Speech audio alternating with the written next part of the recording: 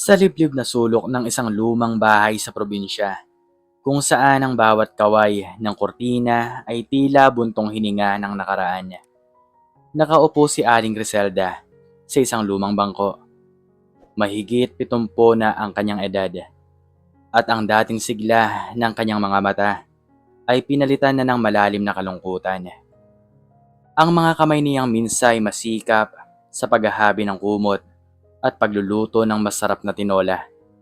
Ngayon ay nanginginig na sa paghawak ng walis sa tambo. Tinuring siyang pabigat ng kanyang sariling anak si Bianca mula nang bawian ng buhay ang kanyang asawa. Nay, hindi po ba kayo titigil sa pagpapahinga riyan? Boses ni Bianca, matalim at walang patumangga.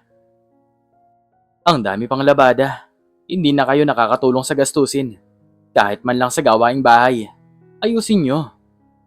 Nagkuyom ang mga palad ni Aling Criselda. Hindi sa galit, kundi sa matinding kirot. Patawad anak. Mahina niyang wika. Ang kanyang tinig halos bulong. Masama lang talaga ang pakiramdam ko ngayon. Palaging masama ang pakiramdam. Kung wala kayong pakinabang, sana'y huwag na kayong magpabigat pa. Sagot ni Bianca. Hindi man lang nililingon ng ina habang abala sa kanyang social media sa sala. Ang mga salita ni Bianca kahit walang lakas ay tumatago sa puso ni Aling Criselda. Nag-iiwan ng sariwang sugat. Bakit nga ba siya tinitira ng sarili niyang anak? Ang anak na pinaglaanan niya ng bawat patak ng kanyang pawis, ang bawat kurot ng kanyang puso. Araw-araw ganito ang buhay ni Aling Criselda. Siya ang gumagawa ng halos lahat ng gawaing bahay. Naglilinis, naglalaba, nagluluto. Sa kabila ng kanyang edad at panghihina, kumakain siya sa kusina, malayo sa hapagkainan, kung saan kumakain si Bianca at ang asawa nito. Ang kanyang tulugan ay isang lumang papag sa bodega, kasama ang mga lumang gamit at alikabok. Samantalang si Bianca ay nagtatampisaw sa kwarto na may aircon at mamahaling kama. Minsan, dinadalaw siya ni Kaloy, ang kanyang pamangkin, anak ng kanyang kapatid na yumao. Si Kaloy, isang simpleng binata na may mabuting puso, ay laging nag-aalala sa kanyang tiya Criselda. Kumusta na po kayo, tiya Criselda? Tanong ni Kaloy isang hapon habang inaalalayan niya ang matanda sa paglilipat ng mga tabo. Ayos lang Kaloy, pilit ng ngiti ni Aling Criselda. Salamat naman at dinalaw mo ako. Hindi ka ba abala sa trabaho mo sa bukid? Hindi po tiya, napadaan lang po ako. May dala po akong kaunting gulay at prutas. Nito, inabot ang basket na puno ng sariwang ani. Nakita ko po kayo kanina tiya. Bakit po kayo nagbubuhat pa ng mabibigat? Nasaan po ba si Ate Bianca? Biglang sumulpot si Bianca mula sa loob. Nakakunot ang noo. Oh, si Kaloy pala. Bakit ka nandito? May kailangan ka ba? Ang matalim nitong tanong, hindi man lang binati ang pinsan. Dinadalaw ko lang po si Tia Criselda, Ate Bianca. Magalang na sagot ni Kaloy. Ganoon ba? Hindi nyo ba alam na abala kami rito? Kung wala kang pakinabang, huwag kang magsayang ng oras namin. Pabalang nasabi ni Bianca. Namumula ang pisngi ni Aling Criselda sa hiya at galit para kay Bianca. Bianca, ano ba naman yang pananalita mo sa pinsan mo? Manahimik ka nga, Nay. Siya pa ang masama. Nakikisawsaw sa buhay ng may buhay. Sigaw ni Bianca. Kailangan daw niyang magtrabaho para sa kanyang pamilya. Ate Bianca, ani ni Kaloy, kalmadong ngunit may pait sa boses. Hindi po ako nakikisawsaw. Nag-aalala lamang po ako kay Tia Criselda. Hindi po tama na pinagtatrabaho niyo po siya ng ganyan sa kanyang edad. Hindi mo trabaho yan, Kaloy. Anong alam mo sa pagpapamilya? Nasa bahay ka lang, walang asawa, walang anak. Huwag kang magmagaling. Sumbat ni Bianca. Sabay talikod at pumasok sa loob. Napabuntong hininga si Kaloy. Tiya, kung gusto niyo po, sa akin na lang po kayo tumira. Kahit simple lang po ang buhay doon, mas panatag po sa loob ko kung malaman ko pong maayos kayo. Ngumiti si Aling Griselda. Isang ngiti na puno ng pasasalamat at lungkot. Salamat Kaloy, pero hindi ko rin naman pwedeng iwan ang bahay na to. Dito ako lumaki. Dito ako nagkapamilya. Dito ako magtatapos. Sa kabila ng kanyang panghihina, may iningatan si Aling Griselda na sikreto sa loob ng maraming taon. Isang piraso ng lupa sa liblib na bahagi ng bayan. Manapas sa kanyang mga ninuno na halos nakalimutan na ng lahat, maging ni Bianca. Malawak ito at mayabong, ngunit hindi pa nagagamit. Ang lupain ay nakapangalan pa sa kanya, at sa bawat pagdaan ng panahon, iniisip niya kung ano ang magiging kapalaran nito. Isang araw, bumagsak sa sahig si Aling Griselda habang naglalaba. Ang matinding kirot sa kanyang kaliwang balikat ay nagdulot ng matinding pagkahilo. Hindi siya makagalaw at tanging ang kanyang hikbi lamang ang maririnig sa tahimik na bahay. Lumipas ang ilang oras bago siya natagpuan ni Bianca na nagising sa hiyaw ng gutom mula sa kanyang tiyan. Nay, anong nangyari sa'yo? Nagulat si Bianca, ngunit hindi ito galing sa tunay na pag-aalala. Sino ang magluluto ngayon? Nakakainis naman. Sa kabila ng kanyang mga daing, dinala rin si Aling Griselda sa ospital. Ngunit higit sa lahat ay si Kaloy ang nag-aalaga sa kanya. Araw-araw siyang bumibisita, nagdadala ng pagkain at gamot. Nagbabantay sa tabi ng kanyang tiya. Habang si Bianca naman ay minsan lang sumusulpot at madalas ay may reklamo pa sa gastos.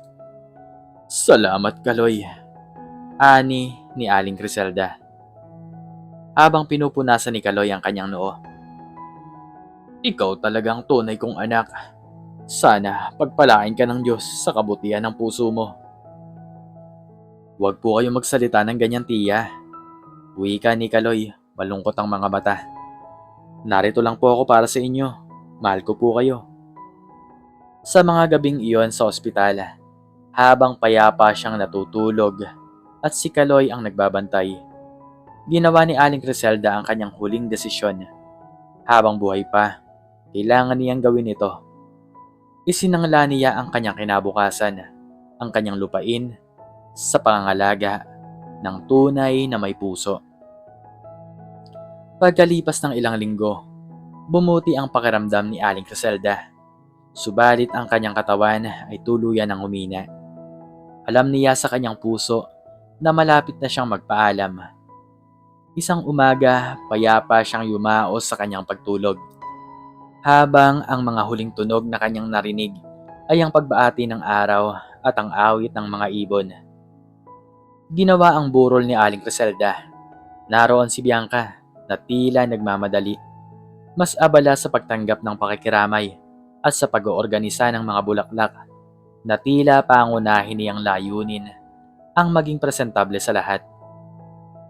Si Kaloy naman ay tahimik na nakaupo sa sulok. Binabantayan ang kabaong ng kanyang tiya. Ang luha ay patuloy na bumubukal sa kanyang mga mata. Sa kabila ng lahat ng pagpapahirap, alam niyang mahal pa rin niya ang kanyang ina. Ang pagmamahal na yon ay hindi nawala, tulad ng pagmamahal ng ina sa isang anak. Ngunit ang pagmamahal na yon ay hindi nakuha ni Bianca. Pagkatapos ng libing, nagtipon ang pamilya sa dating tahanan ni Aling Griselda para sa pagbasa ng huling testamento. Dumating ang abogado, isang matandang Ginoo na may salamin. Dala ang mga papeles. Umupo si Bianca, may ngiti sa labi. Sigurado sa kanyang posisyon bilang nag-iisang anak. Si Kaloy naman ay nakaupo rin, tahimik, handang tanggapin ang anumang nais ng kanyang tiya. Narito ang huling testamento, ni Ginang Criselda Reyes. Simula ng abogado. Ito ay isinulat niya bago siya pumanaw at may mga pagbabago sa kanyang orihinal na kagustuhan. Nakinig si Bianca. Inaasahan ang pagbanggit sa bahay sa mga ari-arian. Ang bahay at lupa na kinatitirikan nito, kasama ang lahat ng kagamitan sa loob, ay ipinapamana sa kanyang nag-iisang anak, si Bianca Reyes. Napahinga si Bianca. May pagmamalaki sa kanyang muka. Tiningnan niya si Kaloy. Tila sinasabi na, "Kita mo na, ako pa rin ang tunay na anak." Subalit, patuloy ang abogado. May isa pang lupaing pag-aari si Ginang Criselda.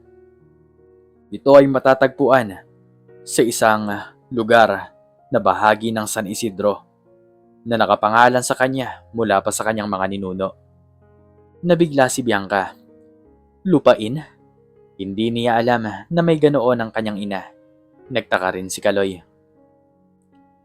Ang lupain na ito na may sukat na 5 hektarya ay buong buo na ipinapamana kay Marciano Kaloy Santiago, ang kanyang pamangkin. Para bang tumigil ang mundo para kay Bianca. 5 hektarya? Sa San Isidro? Ang lugar na yon ay dati walang silbi.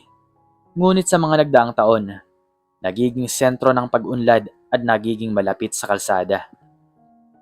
Biglang nagtaas ang halaga ng lupain doon. Ang ngiti ni Bianca ay unti-unting nawala, pinalitan ng matinding gulat at pagkatapos ay galit. Ano? Sigaw ni Bianca. Tumayo at itinuro ang abogado. Hindi totoo yan. Paanong nangyari yan? Ako ang anak niya. Ako ang nag-iisa niyang anak. Walang karapatan ng pinsan ko sa anumang mana. Ginang Reyes, ang testamento ay malinaw. May pirma ito ng inyong ina at may mga saksing sumaksi sa pagpirma. Paliwanag ng abogado, kalmado. Ayon nga sa nakasulat, pinili ng inyong ina na ipamana kay Ginoong Santiago ang lupain na yon dahil sa kanyang walang sawang pagmamahal at pag-aalaga sa mga huling taon ng aking buhay. At sa paniniwala ko na siya lamang ang magbibigay buhay sa lupaing ito sa paraang makakatulong sa kapwa. Isang bagay na matagal ko nang pinapangarap. Narinig ni Bianca ang bawat salita. Ang bawat isa ay tila suntok sa kanyang muka. Bumagsak siya sa upuan. Ang mga tuhod ay lumuhod. Napalood siya. Hindi sa pagdadalamhati para sa ina na nawala, kundi sa galit at pagsisisi na nawalang kayamanan. Ang 5 hektarya, ang lupang yon na akala niya ay kanya pa rin, ay ipinasa sa pinsan na lagi niyang minamaliit. Hindi ito tama, bulong ni Bianca. Ang kanyang boses ay tila sirang plaka. Niloko niya ako. Niloko ako ng sarili kong ina. Tumayo si Kaloy, tahimik at malungkot. Tumingin siya kay Bianca. Ate Bianca, simula niya. Hindi ka niloko ni Tita Criselda. Ginawa niya ang pinaniniwalaan niyang tama. Nakita niya ang lahat ng ginawa mo. Ang lahat ng pagpapahirap mo sa kanya. Pero sa kabila ng lahat, ikaw pa rin ang minahal niya. Anong alam mo sa pagmamahal? Sigaw ni Bianca. Ang kanyang mukha ay puno ng luha ng galit. Nagpapanggap ka lang na mabait para makuha mo ang mana. Napakatuso mo. Hindi ko hinahangad ang anumang mana, Ate Bianca. Ani ni Kaloy. Ang tanging hangad ko lang ay makita si Tia Criselda na masaya. Hindi ko rin naman alam na may ganoong lupain pala siya.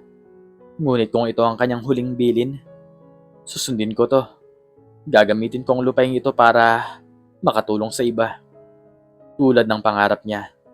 Siguro magtatayo ako ng isang maliit na komunidad para sa mga magsasaka. O di kaya isang sentro para sa mga matatanda na walang pamilyang nagmamahal. Natahimik si Bianca. Ang bawat salita ni Kaloy ay parang salamin na nagpapakita sa kanya ng kanyang kapalpakan. Ang kabutihan ni Aling Criselda at ang kabutihan ni Kaloy ay nagpatahimik sa kanyang mapait na damdamin. Nawala ang kayamanan at ang masakit pa, pati ang dignidad na akala niya ay taglay niya. Umalis ang abogado. Iniwan si Bianca na nakaluhod pa rin. Ang kanyang mga luha ay patuloy dumadaloy. Hindi mula sa pagmamahal kundi sa pagsisisi. Si Kaloy naman ay umalis din, bitbit ang testamento. At ang bigat ng responsibilidad na iniwan sa kanya ng kanyang tiya.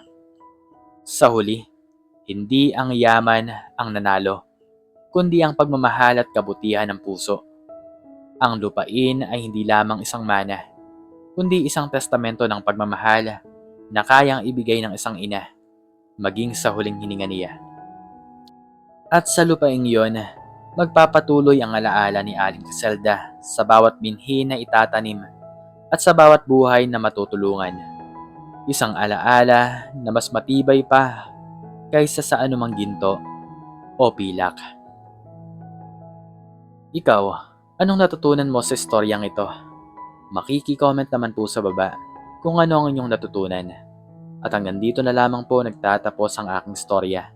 At sana po ay nagustuhan nyo to. Please like, share, and subscribe. And click the notification bell para palagi po kayong updated sa mga bago ko pa pong istorya. Muli ay maraming salamat po. At God bless us all.